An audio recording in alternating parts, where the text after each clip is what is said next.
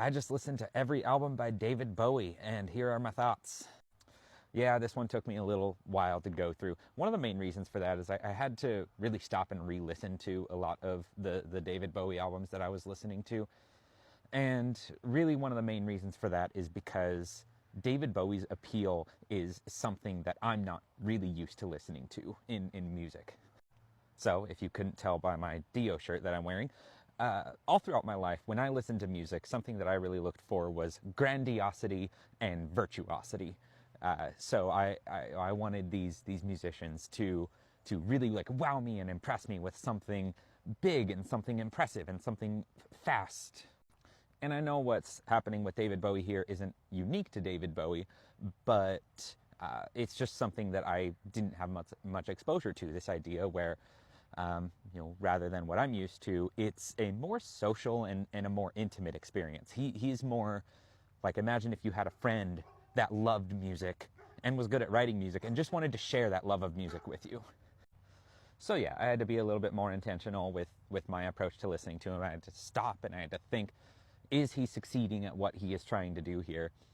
And I'm still going to have to go back and re-listen to pretty much everything. So what I'm sharing here is really just my first impressions. Now, to summarize his entire career, David Bowie is art rock. Whatever David Bowie does, it is the definition of what art rock was in the year that he was making that album.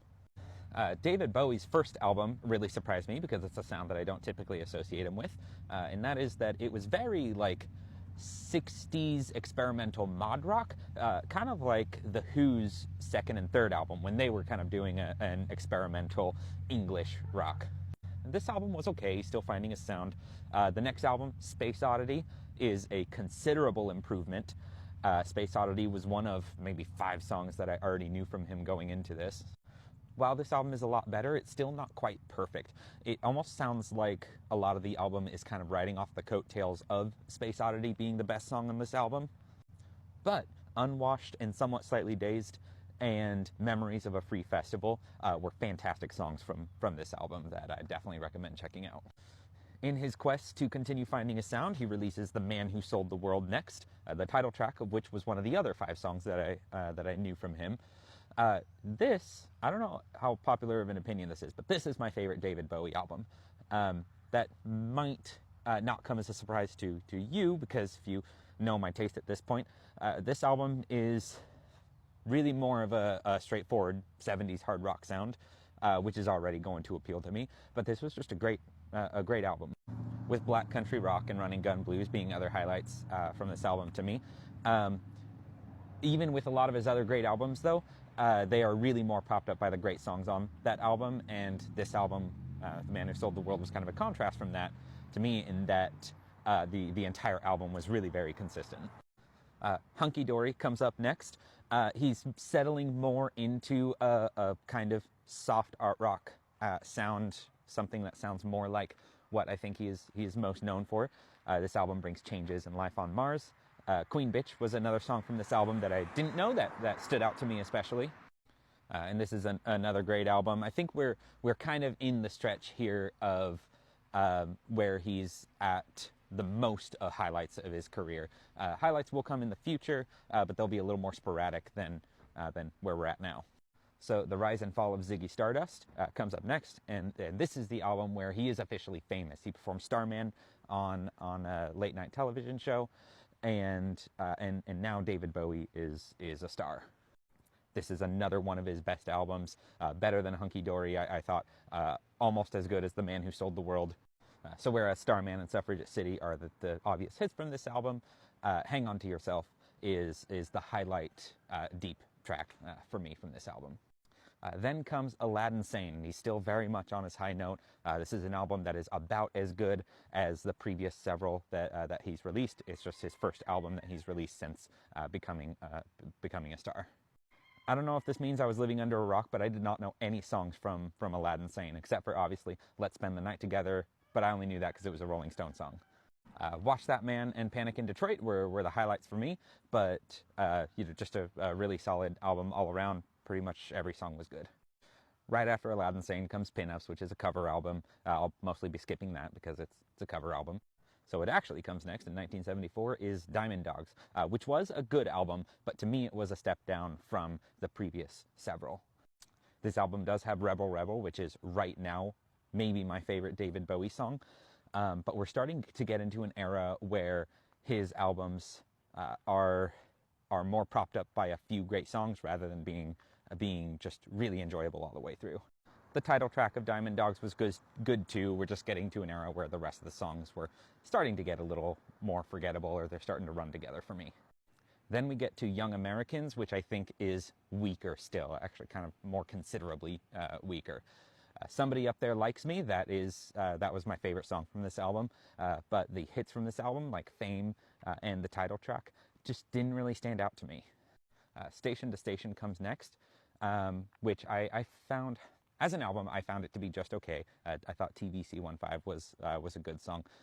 But this album does mark a point where I can tell that his approach to music is changing, his mood is changing, and I don't totally know the reason why. I haven't read a David Bowie biography or anything, but he is getting into music that, how do I say this, maybe is more ambient, maybe is more depressing sounding, maybe is more drug influenced.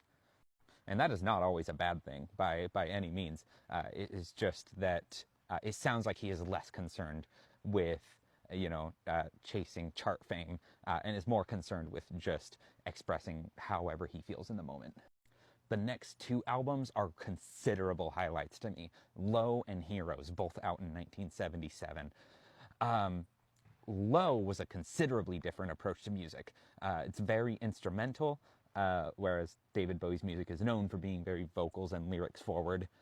And it's a beautiful album. It's a relaxing album. And then Heroes just steps it up in every way. The title track of Heroes is one of my other favorite David Bowie songs. After this point, we're going to see more ups and downs, noticeable ups and downs in his career. So Lodger is really just okay. I liked Red Sails from this album. And then Scary Monsters comes up next, which was great. Scary Monsters is a great album.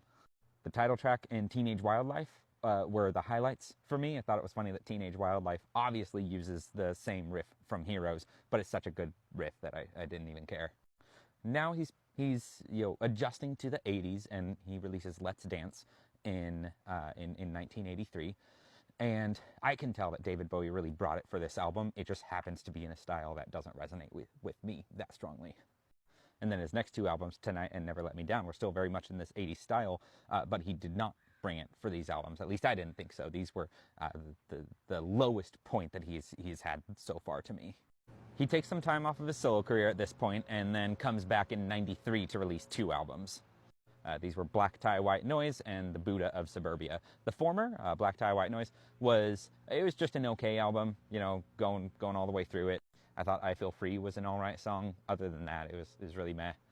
Buddha of Suburbia, though, when it brought it, it really brought it, because there are a couple songs on here that made me feel like he is really revitalizing his career. The title track was one, and then Strangers When We Meet was the other one. It was not nice to listen to all the way through, but those two songs really stood out. The ups and downs keep coming. It's time for some downs now. So Outside is next, which is a really long album that I did not enjoy. The Voyeur of Utter Destruction and Through These Architects' Eyes were okay, but really just a kind of a boring album to me. But then is Earthling, which is a great album. It's very industrial focused. Several songs on here I really liked, namely Little Wonder, Looking for Satellites, and Dead Men Walking. Then he releases Hours, which was so painful to get through. The Pretty Things Are Going to Hell is on this album. That song was okay. The rest was just so... I didn't enjoy it. Heathen comes next, which I also didn't love. I think Afraid was really the only song from this album that really stood out to me. Luckily, he ends his career on an upswing, though, because Reality comes next, and I love this album, especially Never Gonna Get Old. The song was amazing. Then comes The Next Day, which I thought was a very good album, very lively, and then he ends his career on Black Star. I'm running out of time. Black Star was really good, though, maybe his most experimental album that he's ever done. There is my album ranking. The top three are just amazing albums, 10 out of 10. From Aladdin Sane down to Reality, we are looking at good albums propped up by a few really great songs. From Lodger to Let's Dance, we're looking at good albums with maybe one or two really noticeably good songs. And it's a slow decline from there. Anyways, thank you for watching.